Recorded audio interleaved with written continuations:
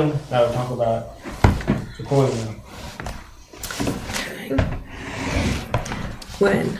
Now. It's recording right now. Okay, take my glasses off. I'll leave them on.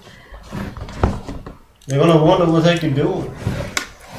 Let's put on the glasses. Hello there.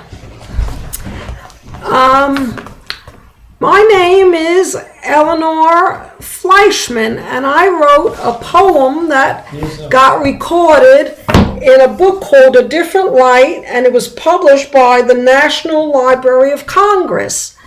And it's in a compilation of poems, and I'd like to read it to you now. I am the author, I am the poet. I am a Jewish mother of two.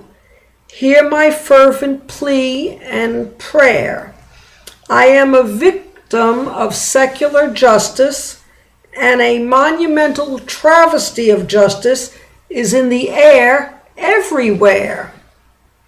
The fruits of my womb have been unlawfully severed from me before I could make the harvest ripe and sweet. Now my days go by unfulfilled and incomplete. I am a mother under siege in America. My life has become bittersweet, filled with bureaucracy. The Superior Court's verdict did not uphold democracy.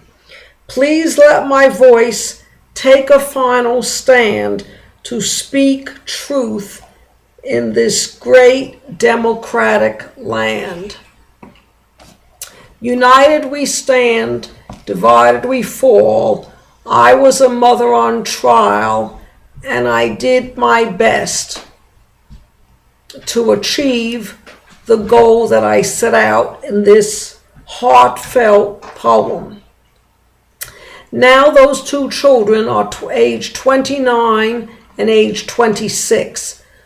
My older one is a girl, and her name is Andrea Sarvetnik. The younger child, that's 26, is a mechanical engineer, supposedly, and he lives in Illinois in a little town, I believe, called Wheaton or Warrenville, and he works for a company, I think, called Navistar at a beginning mechanical engineering position. His name is Scott David Sarvetnik. After my divorce from their father, I met a businessman from the Southeast, from the state of North Carolina. I remarried and I had a third child, and he's done 2 music videos on YouTube, which you can see, and all you have to do is type in YouTube for Ovadia Fleischman, and they're dedicated to the great superstar singer-songwriter Neil Diamond. They're his personal impersonations of Neil Diamond, and coincidentally and happily, my son kind of resembles Neil Diamond in his youth when he was pounding the streets of New York City before he got into Bang Records, and when he grew up in Brooklyn. And his father, Akiva, as you all know, was a haberdasher, and he had a little shop named Diamonds in Brooklyn. And my son, Ovadia Fleischman's father, who's now currently deceased, was also a haberdasher and owned a clothing store here in the South, in Fayetteville, North Carolina. And that's the city where my son Ovadia and I currently live. At any rate, I wanted the United States and the world to know a little bit about my heartfelt feelings and my son Ovadia's great talent and love of music, and he also plays the piano very well. He has a God-given gift and a talent because he has high-functioning autism. And he's a very sweet young man.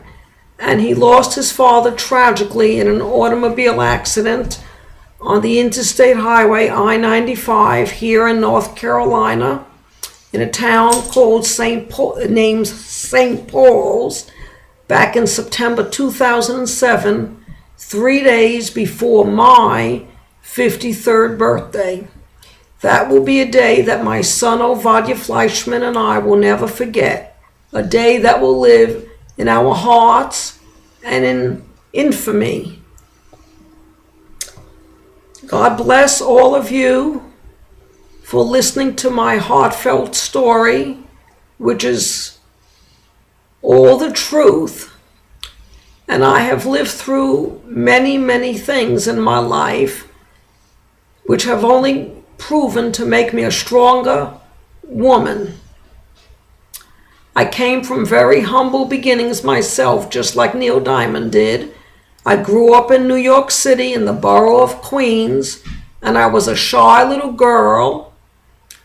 And it's very unfortunate that Neil Diamond and I never had the good fortune to meet when we were both young. As you may have read online, that he was born in 1941 and I was born in 1954. I'm only 13 years younger than Neil Diamond, and I'm one of his greatest fans. And we both have a similar history. My grandparents came from Poland and Russia. They came here on steerage ships in 1912. And my grandmother left a legacy to me as her oldest granddaughter. Eleanor, never give up.